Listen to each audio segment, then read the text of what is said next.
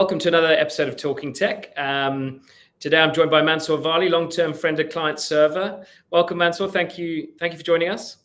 Thanks for inviting me. Yeah, pleasure to be here. Not at all. Perhaps you can start with a little introduction to you, kind of your background and journey into technology. Of course. I started off way back in '99 when I graduated from university. I did my engineering back in India.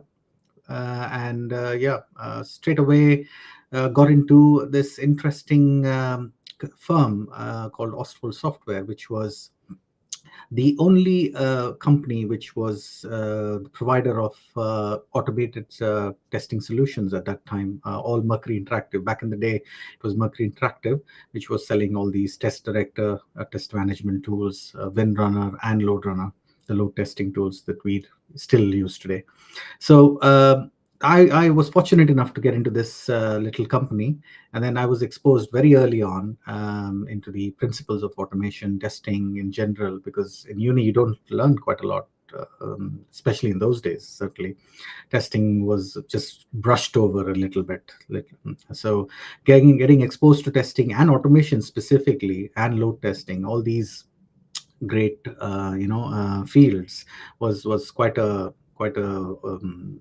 an opportunity for me, and I took it, and that's how I grew. I grew into being a performance engineer now, but obviously those early days we learned the basics, fundamentals, and I got exposed to the consulting world very early on in my career, and that's how I came here through an Indian company, and then back in 2002. And now obviously 20 years later, yeah, still get going strong, still into performance engineering, and it's something I like, I'm passionate about. And that was my journey, really. And I mean, as you mentioned, 20 years ago, testing or the test world was very different to what it is now. Yeah. Kind of, what are the biggest changes you've seen with sort of testing, automation testing, and kind of performance engineering?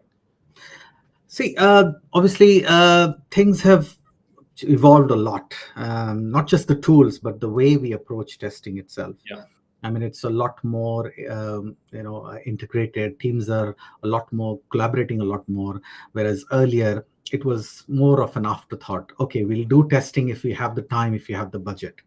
So we've moved on from that sort of, attitude towards, testing becomes an integral part and is now becoming embedded more and more very early on in development with the BDD, TDD, test-driven development. We talk about behavioral development, which is all testing focused. Essentially, if you look at the core of it, it's all testing focused. So developers have changed their mindset completely from being very biased and development and code focused to kind of having that test driven attitude.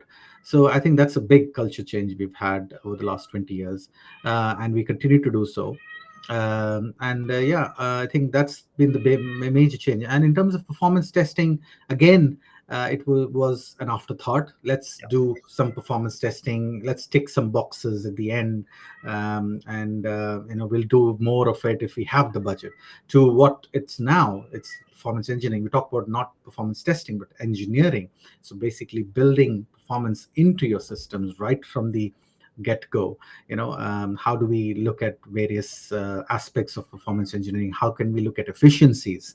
How can we look at building reliability? So lots of the performance engineering talk these days is about reliability, not just testing.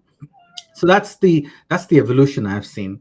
So a lot more focus, a lot more niche, and that's where a lot of these new practices like chaos engineering comes into play. And there's a lot more focus about reliability. And that's the interesting bit. Yeah, and you took the words out of my mouth around chaos engineering. Maybe before we talk about that, for people who aren't familiar with chaos engineering, I mean, it's a great term. Like, how would you explain that to kind of someone that's uninitiated or hasn't come across that as a form of performance testing? Sure. See, chaos engineering, although the word might sound a bit scary, it's actually a practice that is employed by organizations to actually simulate some unexpected events or failures in your system, to understand how best the system can cope with those unexpected failures or abnormal failures. and that's the essential crux of it. So to simulate it, and I'd understand how your systems cope, and there are various strategies employed. Like there is, first basically develop a hypothesis as to what are you trying to simulate here. What are the conditions you're trying to simulate here? Are you trying to simulate a failure in your zones, cloud zones, availability zones? Are you looking at any network failures, outages, power outages? Could be anything. So that's the idea behind it.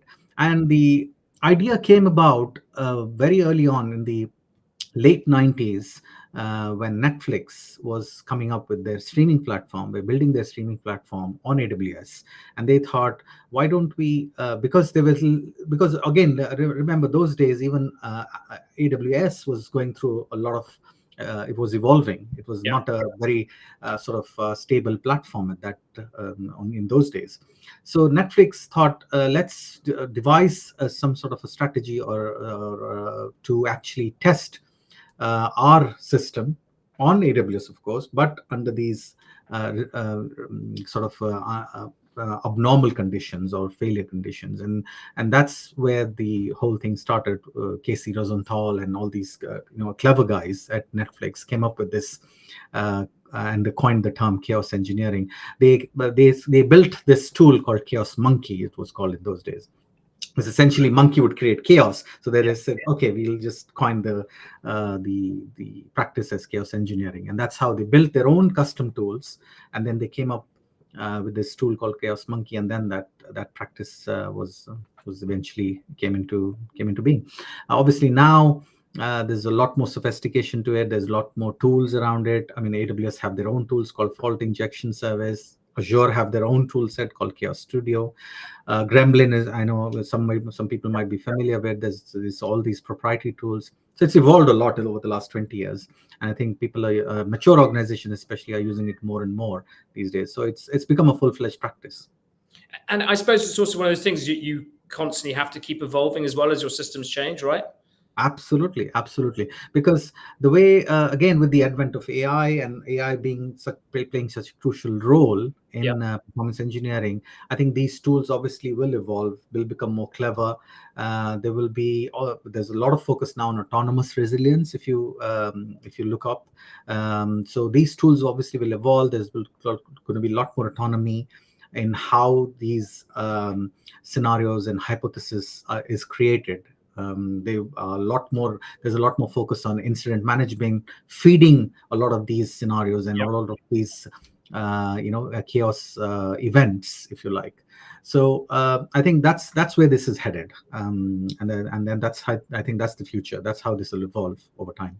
And do you think as well? You mentioned that incident management's a big thing as well, and we've got a couple of clients that are working in the field of automating scenarios and simulations of these types of things. Is that being built in as well? Is there more emphasis on simulating these issues, and then building that into your performance systems? Exactly. I think that's where this is all headed. Yeah. And the way I would like, I think the way things are developing and evolving, I like to think that this is more about continuous feedback loop, and these three practices will play a crucial role in this feedback loop.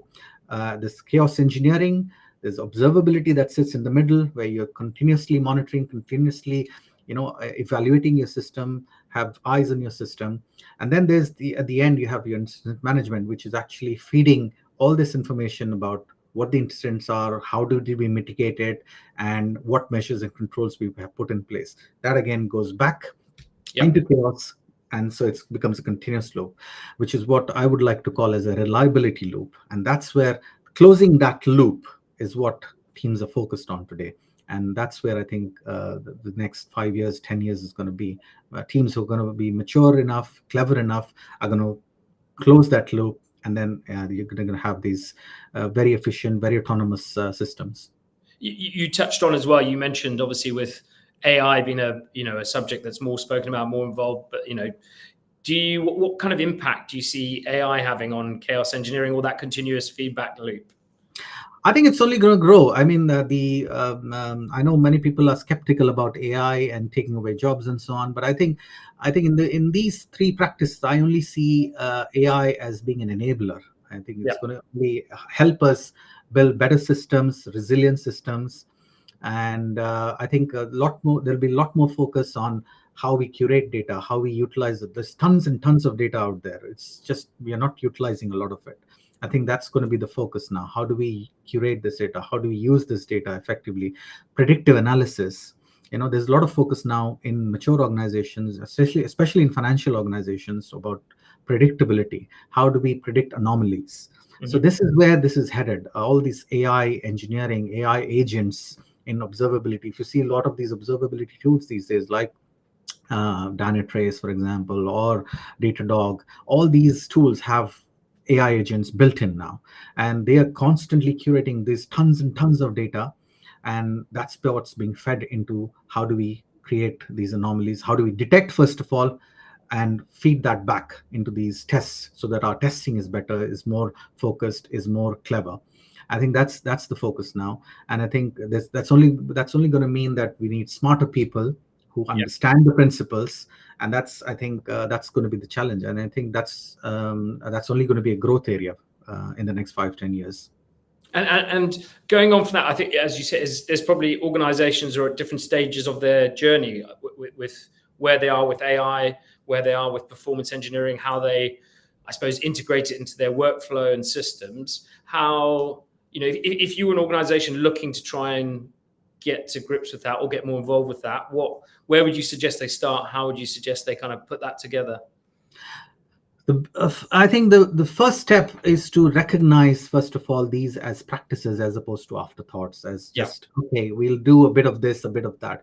I think these are full-fledged practices now. I think organizations need to realize that these are practices that need to be embedded in your development cycle, and there needs to be some investment that needs to go into developing people, developing resources, and into the tool sets. Of course, the tool sets comes later, but obviously you need to bring in that mindset, performance engineering mindset, and that reliability mindset.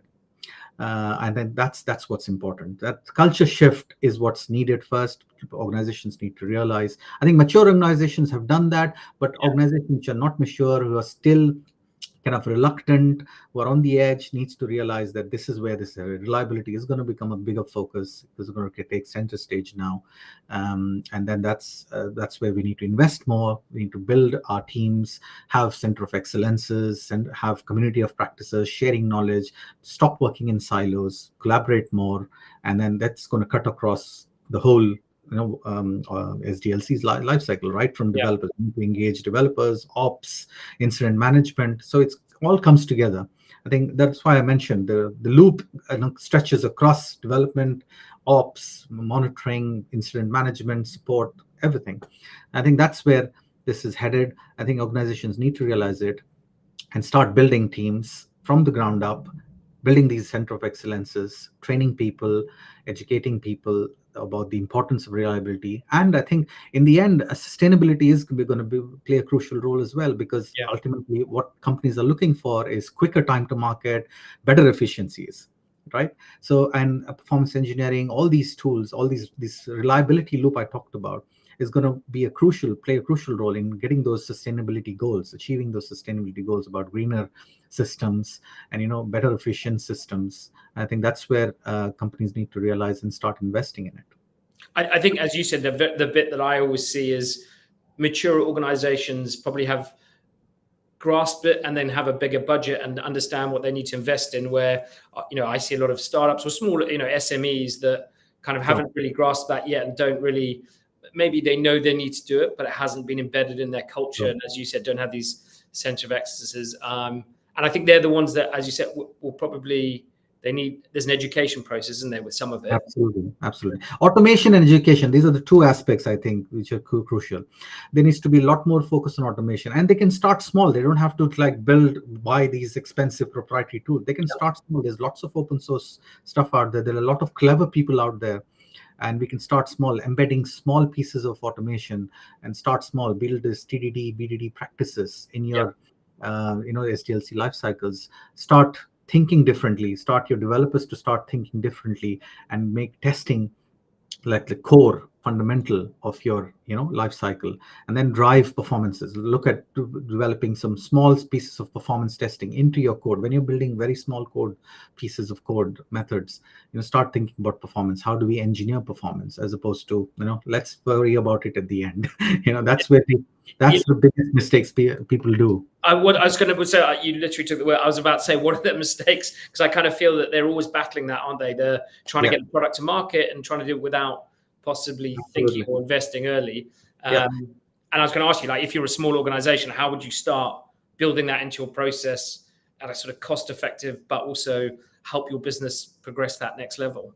Yeah, and again, see, I look at these again as practices. The first thing you need to do is start looking at these as practices, not just as a couple of reports or dashboards where you can just tick something off or your checklist. Stop looking at it as just dashboards or reports. APM is just not a dashboard. There's tons of data, very crucial data, which can be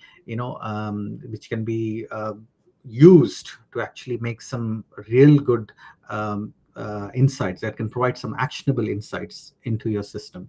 And that's where you need to start thinking, how do we make this data actionable? Be it performance test data, be it your testing results, be it your observability results. How can we make it actionable? How can we make our alerts effective? And in turn, how do we reduce mean time to detection? All these KPIs that senior management talk about, they are underpinned by all these clever bits. Data is what underpins them. And if we can have actionable data, actionable alerts, actionable systems, which are clever, and that's what will drive these efficiencies on reducing these mean time to detection, getting better time to market, and so on. And I think that's where things have to go. And that's where people have to change their mindset a little bit about these practices. You mentioned that, like, the APM. What, in your experience, I mean, what are the biggest mistakes teams use with APM data, and what's the right way to leverage that data? Again, I would say, in my experience, not using the tools correctly. Just a lot more focus on, okay, can we do a quick test and get some report out and show that our system works, as opposed to critically looking at it. Thinking about reliability, resilience, as opposed to just testing. Can we do some performance test quickly and show that our system can scale? I think things have moved on from just scalability and stability. Things have moved on to resilience, to disaster recovery, to efficiencies. How do we build efficiency? How can we have the biggest system on the smallest footprint? So the conversation has changed completely. I think that's where people have to stop thinking around these tools and these practices as just checklists and a couple of reports. And that's where I think those pitfalls need to be exposed. People need to make them aware. There's a lot of awareness that needs to be created, and I think we performance engineers struggle a lot with that awareness and culture change, and that has to come from support from the top management, top down approach, as well as bottom up, where we work with the developers, work with people who are close to building this efficient system, be it the ops teams who are trying to scale these systems, build this system in the cloud, or the developers who are building the software for it. We have to work closely with it. So we sit in the middle somewhere, and we are working both with the top management to give us that remit to push these practices, push these kind of ideas down to the basic coder who's developing the small piece of code, and then working with them ground up, building performance into systems. So we kind of sit in the middle, and we play this crucial role of educating as well as working with them and automating systems. So yeah, it's an interesting time, but as well as a challenge as well in itself. I mean, it's incredibly challenging. And I think actually what I'm gonna give you one last question. I know you if we had a crystal ball, we'd all make better predictions. But if I was gonna say to you, like, how do you see the next frontier of how we approach resilient high performance systems? Where do you see that going? I think the discussion now, like I said, alluded to this before, is going to be autonomous resilience. That's the key. these tool sets and these systems are going to become more and more intelligent. Yeah. Data is going to be kind of be curated and provided. These actionable insights are going to be provided automatically, as opposed to somebody just staring at a screen all day, or just putting some clever alerts to just pick data. I think these systems are going to be so intelligent that they're going to just provide actionable insight, and self-healing is going to become a big thing in the next decade or so. Systems are going to have self-healing mechanisms, and these tools and these actionable insights are what's going to drive that self-healing mechanisms. So that's the rule. Autonomous resilience includes how we get actionable insight automatically without a lot of human intervention, how we get those self-healing baked into systems, and how that goes and completes that feedback loop that I alluded to earlier.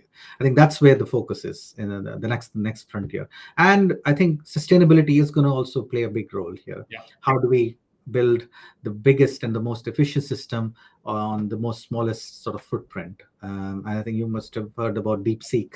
Yeah. How they managed to develop it at such a low cost, when companies in the US are just pumping billions and billions. I think that's going to be the conversation: sustainability. How can we build greener systems, better, efficient, greener systems? I think those are going to be the two big challenges, I think, the next decade or so. I completely agree. I think you touch on that. I'm so interested to see how that self-healing process also evolves in technology. I think that's going to be massive. And as you said, how especially mature organizations continue to innovate and evolve, but on a smaller footprint and a more green-friendly environment, I think will be huge. Absolutely. I think we are living in interesting times. So yeah, let's keep an eye on it. Mansoor, thank you very much for joining us today. Really appreciate your time. Really interesting. It's a subject that I'm really interested in. So I appreciate you giving us such good insight. Pleasure to be here. Nice to have you on board, and look forward to everyone joining us on the next episode of Talking Tech. Thanks, Mansoor.